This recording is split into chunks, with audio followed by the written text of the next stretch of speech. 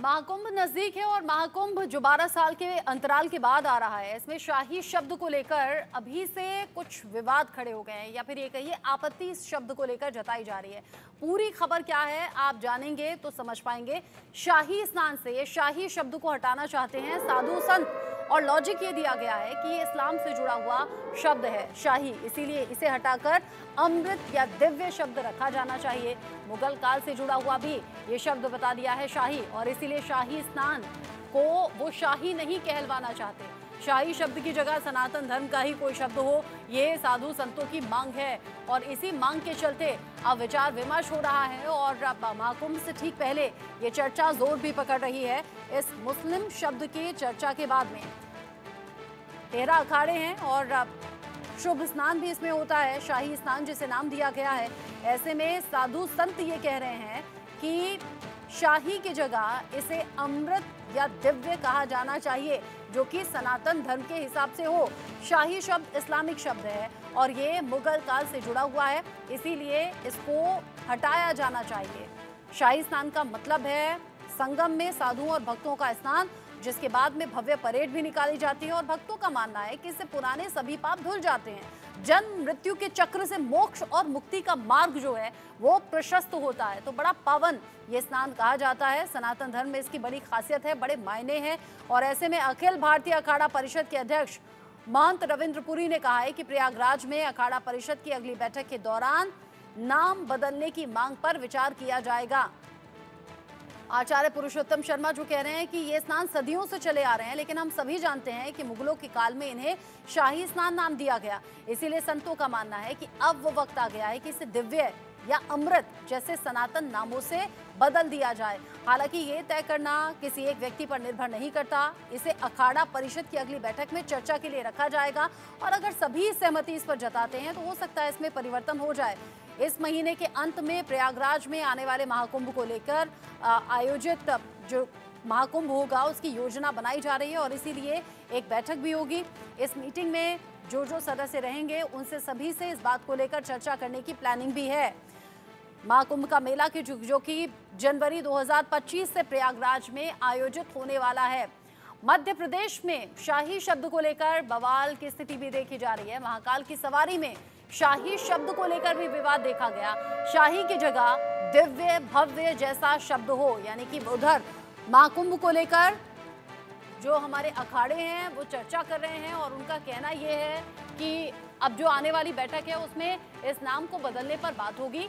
और उधर मध्य प्रदेश से भी खबर सामने आ रही है, जहां पर शाही की जगह दिव्य भव्य जैसा शब्द यहां रखने की बात सामने आ रही है। मध्य प्रदेश में शाही शब्द को लेकर सवाल हुआ, महाकाल की सवारी में शाही शब्द को लेकर ये सवाल हुआ। कुछ रिएक्शंस इन खबरों पर सामने आए हैं, सुन लेते हैं। जय श्री महाकाल।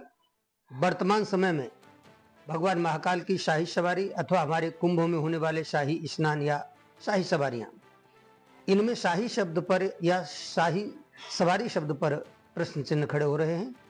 हमारे परम पूज्य शंकराचार्य जी ने कहा है कि शाही शब्द को बदलने की आवश्यकता नहीं है, उसके उच्चारण में सुधार किया जाए।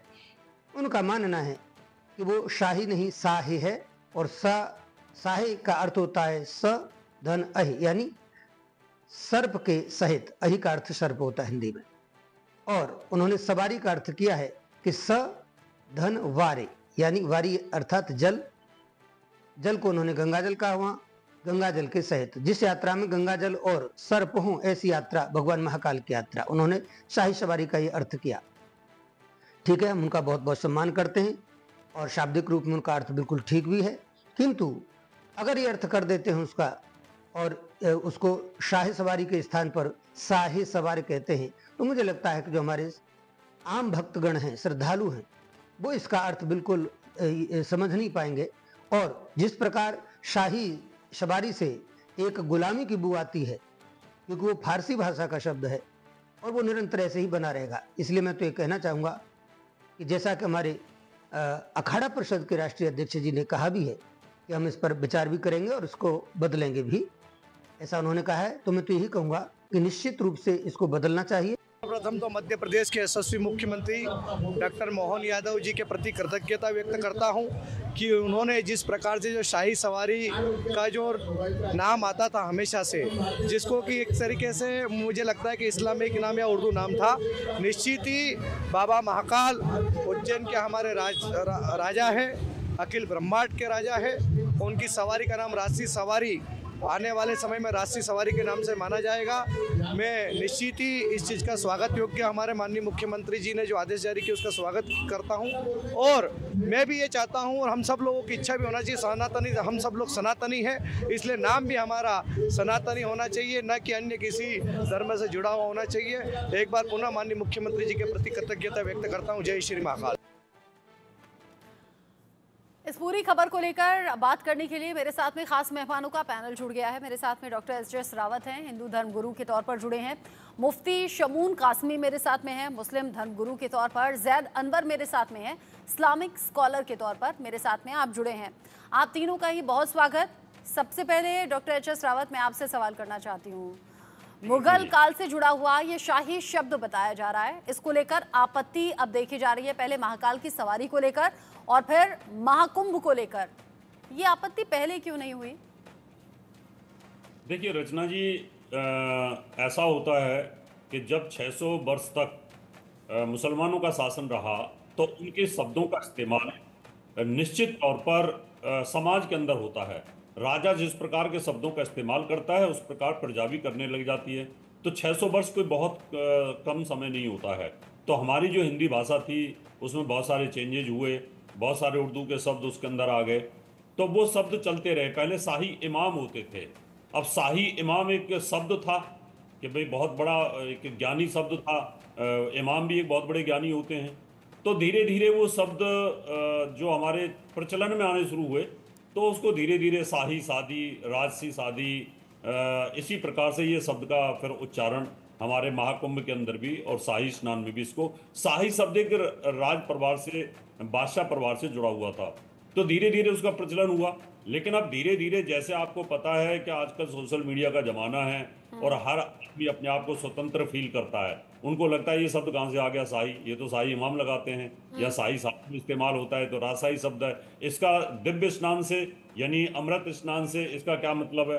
तो ऐसी स्थिति के अंदर उसको कुछ लोगों के दिमाग में आया, हमारे साधु संतों के में, कि इसको नाम को बदल देना चाहिए और बाकी बदल देना भी चाहिए। यानी आप कह रहे हैं जो मुगल शासन से चला आ रहा था वो बदस्तूर अभी तक जारी था। आज़ादी को 7 दशक से ज़्यादा बीत गए, आपने उस आज़ादी को आज़ादी नहीं कहा, आपने कहा सोशल मीडिया पर जो स्वतंत्र हम हुए हैं वहाँ पर इन शब्दों को लोगों ने जब सोचा समझा, उसके बाद में अवेयरनेस आई है कि शाही शब्द हटना चाहिए। जी बिल्कुल, इसमें कोई दो राय नहीं है। सोशल मीडिया ने बहुत कुछ चेंज कर दिया पूरे वर्ल्ड के अंदर। ये सोशल मीडिया का ही प्रभाव है कि सऊदी अरब के अंदर आप देखें कि बहुत सारे धर्मों को इजाज़त मिल रही है। यूएई के अंदर, गल्फ कंट्रीज के अंदर मंदिर बनाने की, चर्च बनाने की इजाज़तें मिल रही हैं। ये सब सोशल मीडिया का प्रेशर है और धीरे धीरे लोग सब एक दूसरे के धर्म को जानना चाहते हैं। हिंदू मुसलमान को जानना चाहता है, मुसलमान हिंदू धर्म को जानना चाहता है, जिसको जो अच्छा लगता है उसको अपनाने की कोशिश करता है। तो ये सोशल मीडिया का ही कमाल है और आप लोगों का कमाल है, जो मीडिया का कमाल है। उसकी वजह से सब चीज़ें इतिहास के अंदर आ रही हैं, विकिपीडिया पर आ रही हैं, ये सारी चीजें, तो पता लगता है कि कहाँ चीज सच है और कहाँ गलत है। तो मुझे लगता है कि जो फैसला लिया जा रहा है वो ठीक है और शाही शब्द को हटा करके इसको दिव्य स्नान किया जा सकता है, अमृत स्नान किया जा सकता है, ये शब्द लगाए जा सकते हैं। पहले महाकाल की शाही सवारी में शाही शब्द को